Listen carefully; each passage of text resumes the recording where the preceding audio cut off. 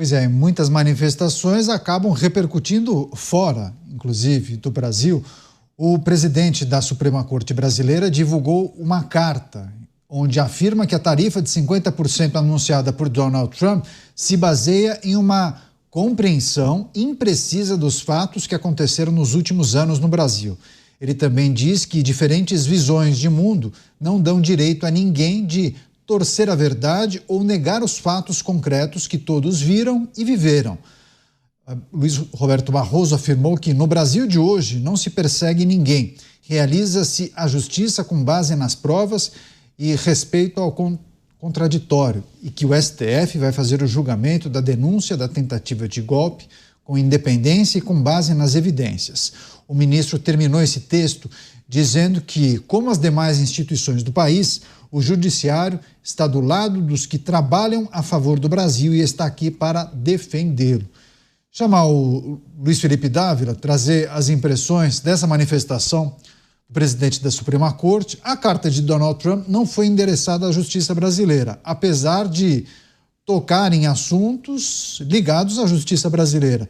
O que achou da manifestação de Luiz Roberto Barroso sobre essa compreensão equivocada, errada ou torta de Donald Trump?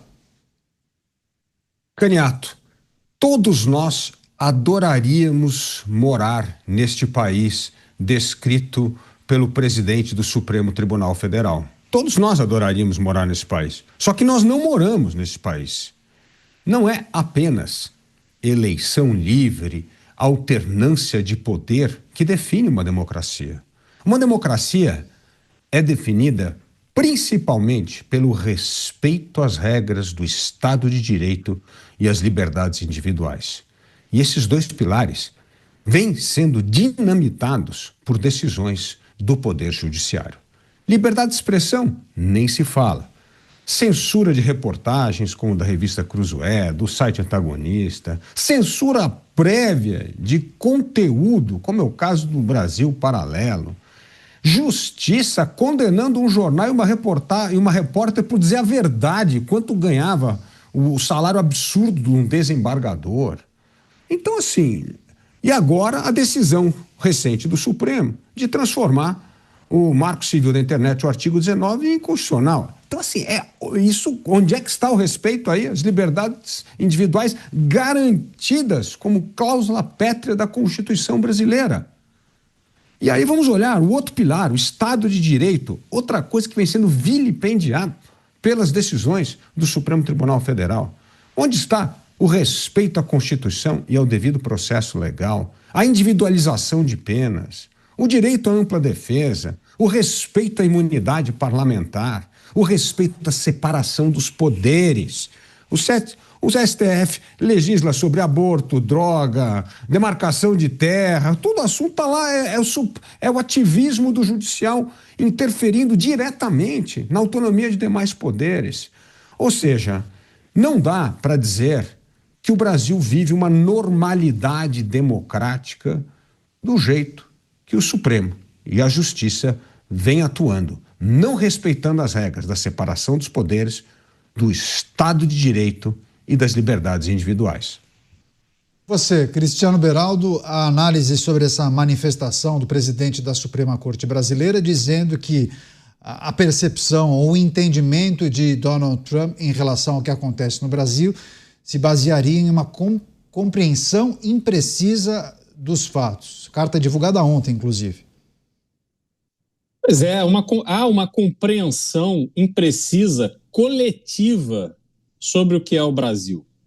Mesmo a questão de eleições livres e regulares ignora o fato de que há verdadeiras dinastias políticas no Brasil, em que estados são governados pelo avô, depois pelo pai, depois pelo filho, depois pelo neto. Pessoas que não largam o poder e que usam da ignorância da população para se manterem no poder.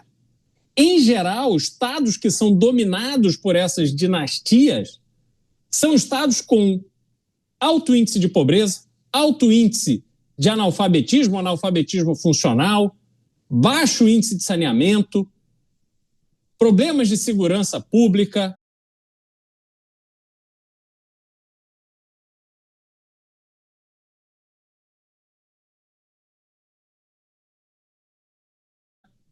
problemas de toda sorte. E a população é mantida propositalmente na ignorância para garantir que no dia da eleição elas só vão lá endossar a permanência daquela mesma turma que coloca a vida dessas pessoas em risco. Pois bem, Caniato, esse Brasil indecifrável, incompreensível, é o Brasil que, para justificar os atos que são, sim, autoritários e arbitrários, não respaldados na Constituição brasileira, vão usando esse discurso para parecer que é uma normalidade no Brasil, quando a gente sabe que não há normalidade. Quando toda esta narrativa que nós estamos vendo ser endossada e defendida no Supremo Tribunal Federal em relação ao processo que coloca o 8 de janeiro como um ato que foi a materialização de uma tentativa de golpe de Estado e, com isso, justificar penas que estão sendo proferidas contra esses baderneiros, depredadores de patrimônio público, sim, cometeram crimes, mas não é crime para ficar 14 anos preso. Até porque, se foi, os indígenas que ainda este ano depredaram a Praça dos Três Poderes, igualmente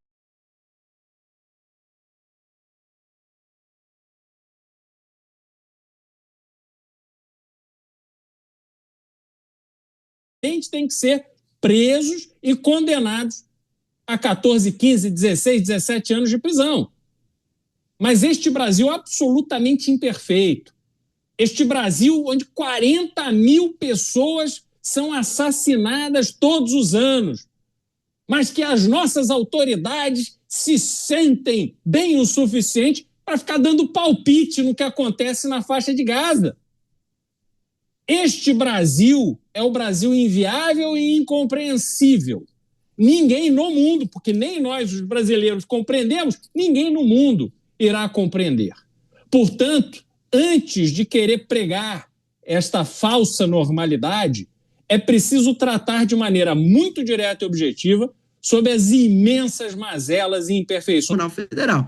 Então, do ponto de vista de colocar uma carta para responder os anseios de Trump, para acalmar a situação, o Supremo foi bem, porque o Supremo não atacou os Estados Unidos, não atacou Donald Trump, disse apenas que há ali uma interpretação equivocada. Então, do ponto de vista institucional, eu acho que o Supremo acertou com relação ao teor da carta. Isso não significa que o Supremo está imune aos problemas todos citados aqui, mas pelo menos nessa crise que vivemos com relação à iniciativa dos Estados Unidos, eu vejo que o Supremo reagiu bem. Coloca a carta, explica para o mundo que pode ser uma interpretação equivocada daqui para fora, e internamente a gente resolve essas questões, porque nós temos a competência para resolver, nós temos jurisdição. O Donald Trump não manda nada aqui, essa é a verdade, nem tem que mandar. Então, diante desses abusos, dessas críticas, etc., o povo tem que se unir para a gente mudar as coisas. E não um agente externo, e não países de fora do país, dizer que aqui a gente não vive, por exemplo, numa democracia. Quem tem direito de falar isso, ou quem tem direito de contestar isso, é o brasileiro, e não o norte-americano, que quando foi eleito, é bom lembrar, quando Donald Trump foi eleito, a primeira coisa que ele fez foi caçar e perseguir os juízes e os promotores que tinham acusado nos processos em que ele foi réu.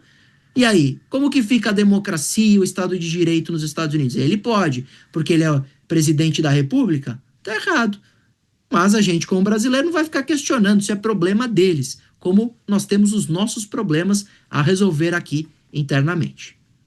Mas tem aspectos interessantes trazidos pelo Durso, viu, Dávila? Porque ainda que muitos tenham entendido que o destino da carta ou da manifestação do ministro Barroso tenha sido para o governo norte-americano ou para Donald Trump, há quem faça a seguinte leitura: foi muito mais uma resposta para a população, um objetivo de comunicação aqui para os nacionais, né? Porque, assim, há um grupo que entende que a taxação é decorrente de abusos cometidos pela justiça brasileira. Esse é o entendimento de boa parte da população. E aí parece que o ministro do Supremo acaba emitindo essa carta, esse comunicado, para responder não necessariamente Donald Trump e o governo norte-americano, mas também parte da população que, digamos, não confiaria tanto nessa tese. Queria te ouvir também. Neto, eu discordo do meu amigo Durso pelo seguinte: justiça, mas não do Supremo Tribunal Federal dos Estados Unidos, um dia vai emitir uma carta em relação a uma decisão da Suprema Corte. De novo, a Suprema Corte de guardiã da Constituição.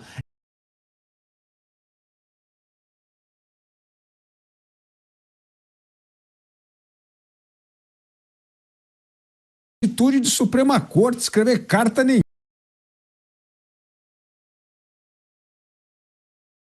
Uma decisão política. Se o Barroso...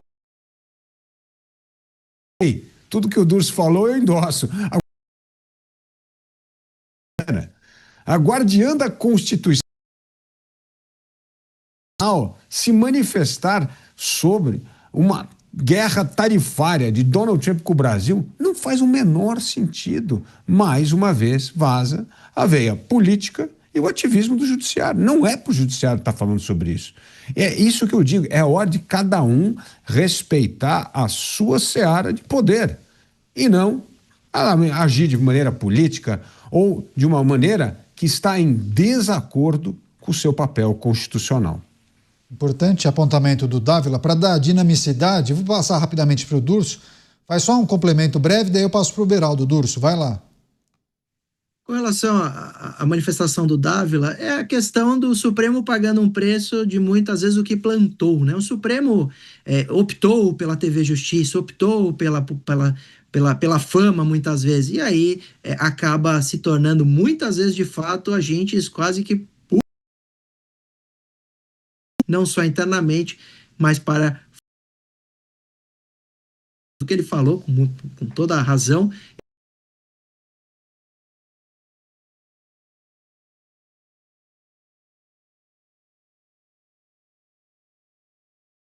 Eu me rendo ao argumento.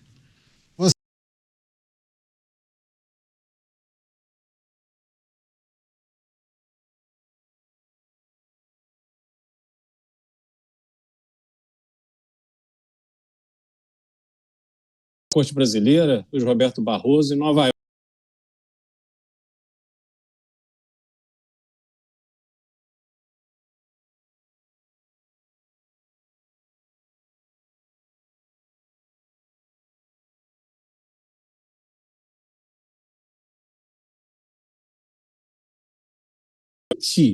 A falta está sendo exercido. Agora, por que isso acontece?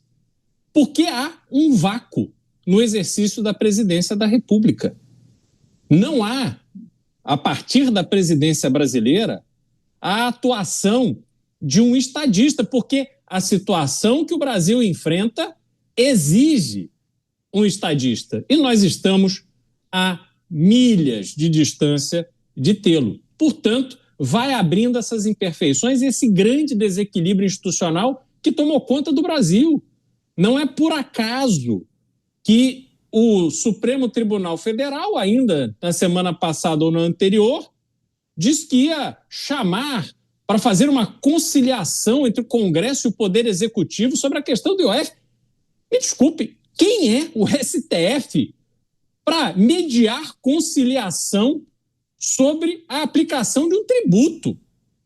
O STF, se provocado, tem que agir olhando os autos do processo, conforme a Constituição Federal. Não se pode ter um país que quer pretender ser democrático em que há um poder que atua como se fosse o pai, se fosse o pai dos outros. Olha, meu filho, você sente aqui, eu vou chamar o teu irmão, agora vocês se conversem aí na minha frente, que eu quero ver quem está certo e quem está errado. E a partir de hoje vocês não briguem mais, hein? Senão eu vou pegar minha cinta. É assim que a gente está vendo. Quer dizer, É uma coisa absurda, primária, inaceitável, diminui o Brasil, humilha os brasileiros, enfraquece a nossa democracia. E é preciso ter um freio de arrumação para que as pessoas que estão ocupando cargos públicos extremamente relevantes e poderosos se lembrem do propósito daquele cargo.